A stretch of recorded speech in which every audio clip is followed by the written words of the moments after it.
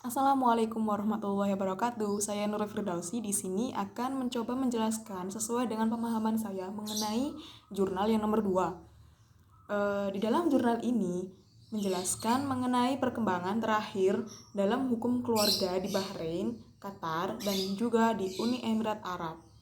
Berdasarkan presentasi dari daerah yang dipilih dari hukum substansif, di sini berfokus pada pola reformasi hukum keluarga dan bagaimana proses awalnya kodifikasi hukum keluarga tersebut.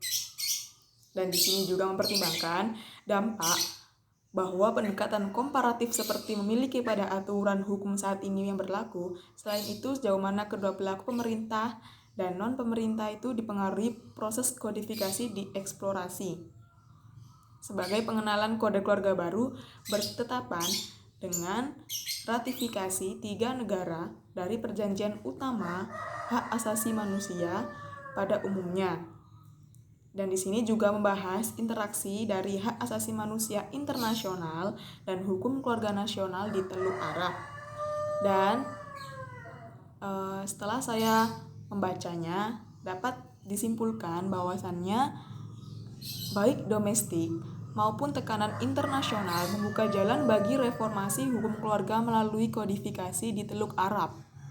Di Bahrain, panggilan untuk reformasi yang khususnya disuarakan oleh kelompok-kelompok hak-hak perempuan non-pemerintah ini yang tidak ada di 2 negara teluk lainnya pada saat yang sama, salah satu harus dicatat bahwa reformasi hukum keluarga tidak akan mungkin terjadi tanpa dukungan eksplisit dari 3 keluarga yang berkuasa yang terus menjunjung model otoriter pemerintahan.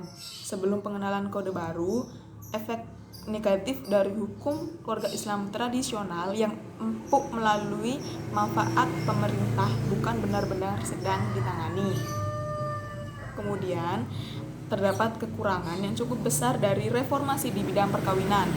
Aturan perceraian direvisi dapat dengan jelas dilihat sebagai produk penyelidikan hukum komparatif dan pendekatan.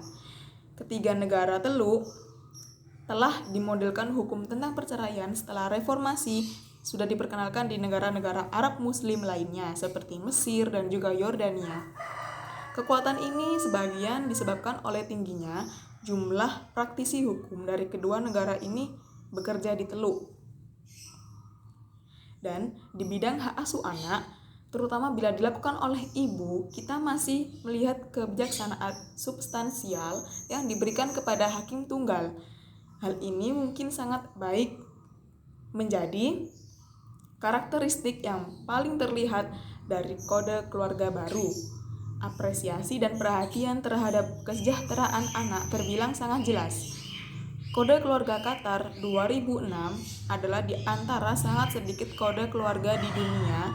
Islam juga menentukan apa yang harus dipertimbangkan faktor-faktor dalam menilai kesejahteraan anak. Ini akan sangat menarik untuk diikuti bagaimana prinsip penting dari kepentingan terbaik anak itu akan ditafsirkan oleh lembaga peradilan di Teluk Arab. Dan jika putusan masa depan dalam mendukung kesejahteraan anak dapat berfungsi untuk reformasi hukum Islam lebih jauh dari dalam. Sekian dari saya, kurang lebihnya mohon maaf. Wassalamualaikum warahmatullahi wabarakatuh.